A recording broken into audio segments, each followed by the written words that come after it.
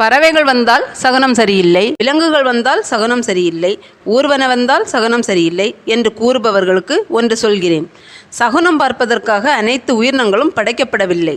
படைக்கப்பட்ட அனைத்து உயிரினங்களும் காரண காரியத்தோடு படைக்கப்பட்டிருக்கிறது. நீங்கள் ஒரு நல்ல காரியத்துக்கு செல்லும் போது உங்கள் கண்ணுக்கு தெரியாத சிறு உயிரினங்கள் கூட உங்கள் எதிரே வரலாம்.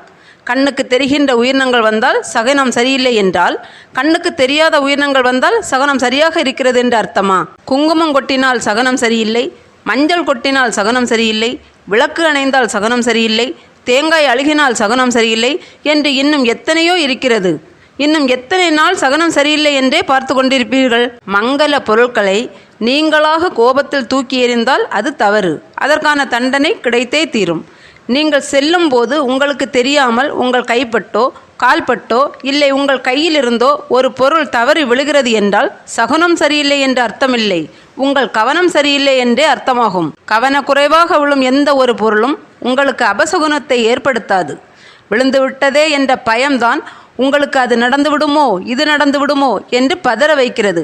அப்போது ஒரு சிறு தவறு நடந்தால் கூட இதனால் தான் நடந்து முடிந்து விட்டது என்று மனதளவில் வேதனை அடைகிறீர்கள். ஒவ்வொரு உயிரினங்களும் உங்கள் வீட்டை தேடி வருகிறது என்றால் ஒன்று இறை தேடி வரும், இல்லை தங்கும் இடம் தேடி வரும் என்பதை புரிந்து கொள்ளுங்கள். சகுனம் சரியில்லை என்று கூறுபவர்களை உங்கள் வாழ்க்கையிலிருந்து தூரமாக ஒதுக்கி வையுங்கள். இதெல்லாம் நடந்தால் சகுனம் சரியில்லை என்று எந்த தெய்வமாவது கூறினார்களா? காற்றடித்தால் விளக்கு அணையத்தான் செய்யும். நீங்கள் ஏற்றியதால் தான் விளக்கு அணைந்து விட்டது என்று உங்களை நீங்களே குறை கூறுவீர்களா? இல்லை காற்றை குறை கூறுவீர்களா? நீங்கள் கோயிலுக்கு சென்று தெய்வத்தை வணங்கும் போது தனக்கு சூட்டப்பட்டிருக்கும் மலரை கீழே விழவைத்து தான் உங்களை ஆசீர்வதிக்கிறார்கள். நீங்கள் எந்த ஒரு காரியத்திற்காக வெளியே சென்றாலும் எத்தனையோ பேர் உங்கள் எதிரே வரலாம். நீங்கள் செல்லும் காரியம் என்னவென்று அவர்களுக்கு தெரியாது. ஆனால் அவர்கள் வந்த வேலையை முடித்து கொண்டுதான் செல்வார்கள். நீங்கள் செல்லும் காரியம் தவறாக இருக்கிறது என்றால் உங்கள் எதிரே வருவார்களா? உங்களை கண்டு ஒதுங்குவார்கள்.